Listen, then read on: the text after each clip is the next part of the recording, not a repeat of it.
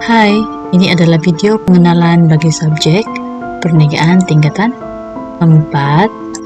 Oke, cikgu akan terangkan dahulu format bagi kertas subjek perniagaan ini.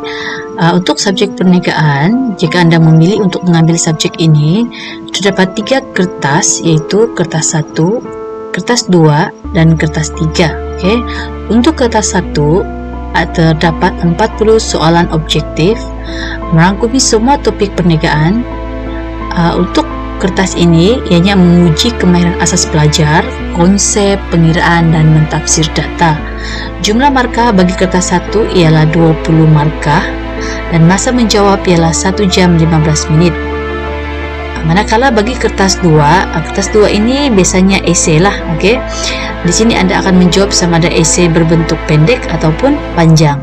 Terdapat 3 bahagian dalam soalan, yaitu bahagian A, B, dan C. Okey, untuk bahagian A ada 6 soalan dan hanya 5 soalan yang perlu Anda jawab. Manakala di bahagian B terdapat 3 soalan dan Anda wajib menjawab 2 soalan.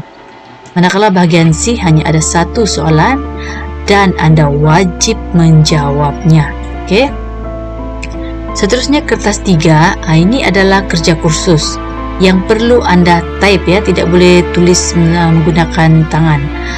Jadi untuk kertas ini Anda perlu mendapat 20 markah penuh, wajib dibuat. Tempo untuk menyiapkan kerja kursus ini biasanya dari bulan Mac hingga Ogos dan perlu disiapkan ketika Anda berada di tingkatan 5. Jika Anda gagal menyiapkan kerja kursus, maka Anda kemungkinan besar akan gagal dalam peperiksaan sijil peperiksaan Malaysia. Jadi ketiga-tiga kertas ini memerlukan Anda memberikan komitmen untuk belajar. Okey? Okey, tadi kita telah lihat sedikit tentang format pada subjek perniagaan. So sekarang kita akan lihat pula tajuk awal dalam bab penyertaan 4 ini. Apakah yang perlu Anda tahu di awal-awal bab penyertaan 4? Okay, untuk bab awal ini yaitu bab 1, Anda akan belajar yaitu tujuan perniagaan dan bentuk milikan perniagaan.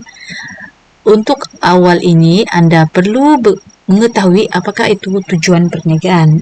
Jadi dalam topik ini ada 7 subtopik utama yang perlu Anda faham, yaitu yang pertama sekali adalah tujuan perniagaan, yang kedua ialah bentuk pemilikan perniagaan, manakala yang ketiga ialah bentuk-bentuk lain perniagaan, dan yang keempat klasifikasi perniagaan. Di sini dia menyentuh saiz perniagaan ataupun sektor perniagaan lah.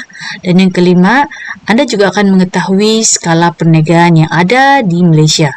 Okey.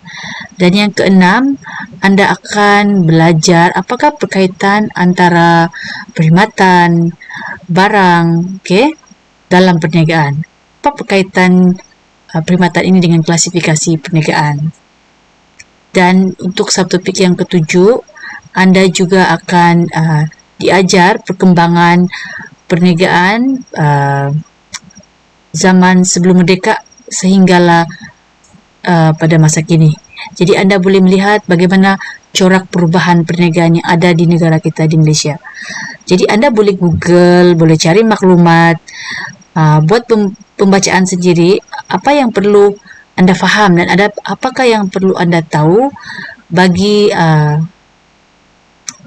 menjadikan subjek ini subjek kegemaran Anda. Okey. Jadi sebagai awal ini Anda perlu buat pembacaan. Okey, cikgu ada letakkan sedikit panduan. Okey, ini ya. Untuk permulaan, jika Anda tidak mempunyai buku teks, okey, download sahaja daripada link yang cikgu bagi ini. Ini adalah buku teks digital.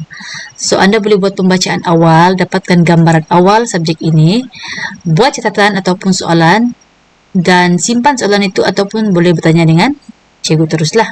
Okey. Okey semua, selamat belajar.